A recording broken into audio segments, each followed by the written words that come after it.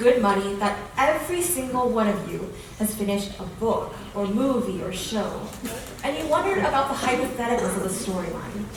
You weren't satisfied with the open-endedness of the characters' fates. You wondered how the story might have been different if the couple had stayed together in the end. You thought about how the plot might have changed had that one character not died. And maybe, just maybe, a little inkling of your imagination took root in your mind and started conjuring up answers to your endless stream of what-ifs. And if so, if this has ever been you in any instance, I want to tell you, congratulations, you've just taken it one step closer towards becoming a fan fiction author. And before you physically recoil in disgust at such a viscerally repulsive title, I'll let you know right now that I was in your exact frame of mind until only a couple months ago. So if you don't exactly know what fan fiction is, it's a genre of works created by fans of original works of fiction about those works, and it's since expanded to include writings about real-life people. So I get it, it's not for everybody. I mean, when the only two fan fictions you're probably aware of are A, 50 Shades of Grey, which is based on Twilight of all things, and B, the notoriously terrible Harry Potter-inspired My Immortal, fan fiction doesn't exactly look like high literature. But it's not meant to be, and that was the first of many lessons that I learned firsthand when I became a fan fiction writer myself. Now, I hadn't exactly set out to write fan fiction, but one fateful 2 a.m. spiral into despair at the hiatus of my favorite webcomic of all time had led me to hit post on 10,000 words of really questionable quality, and 3 days later, at 14 hits, 1 kudos, and 1 comment, the gravity of a single critical mouse finally settled on my shoulders. I just published a piece of fan fiction online. I voluntarily evolved, like some 5'6" Pokemon, into an esoteric phylum that included the likes of the craziest teenagers, a little studied subspecies that clamored in great numbers for a universe in which Harry Styles and Louis Tomlinson finally professed their undying love for each other.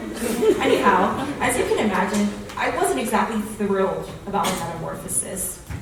And I was not magnificent. Somewhere in another dimension, David Attenborough's disembodied voice had surely narrated in that wonderfully soothing British accent. And here we observe and lose the fan fiction author in her natural habitat.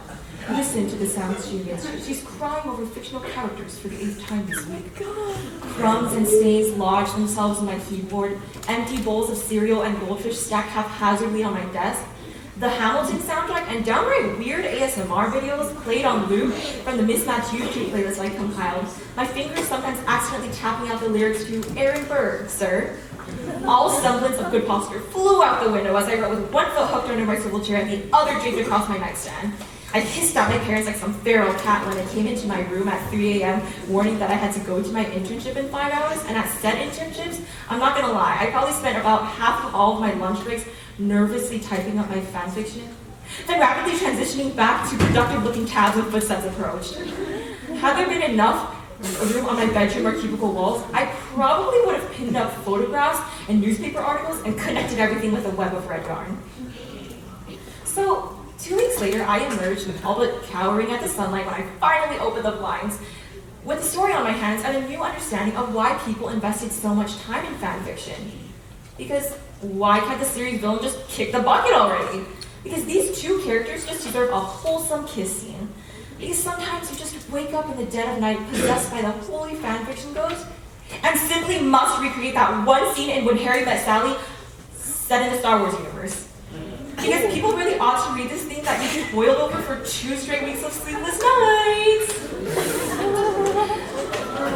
So the truth about fanfiction is that its principles are really quite simple.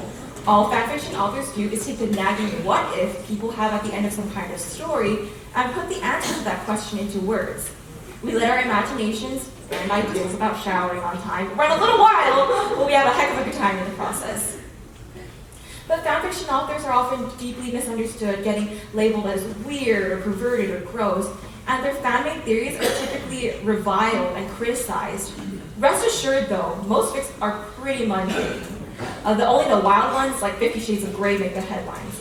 That being said though, do some fanfiction authors create some pretty nasty, twisted, or morbid fics?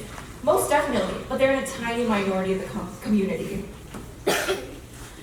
Moreover, contrary to popular belief, fanfiction authors don't write to become published writers complete with photo ops and book signings. No, we just love these characters and universes so much that we want to create a little more content about them and share our ideas with an audience that is already familiar with the foundations of our storylines.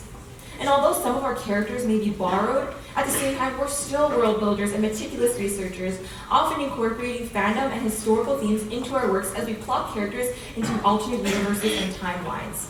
All in all, fanfiction is really just a pure labor of love. We write it just for fun in our free time, and although the feedback we get from readers is really great and heartwarming, the real reward comes from the satisfaction of knowing that we wrote it.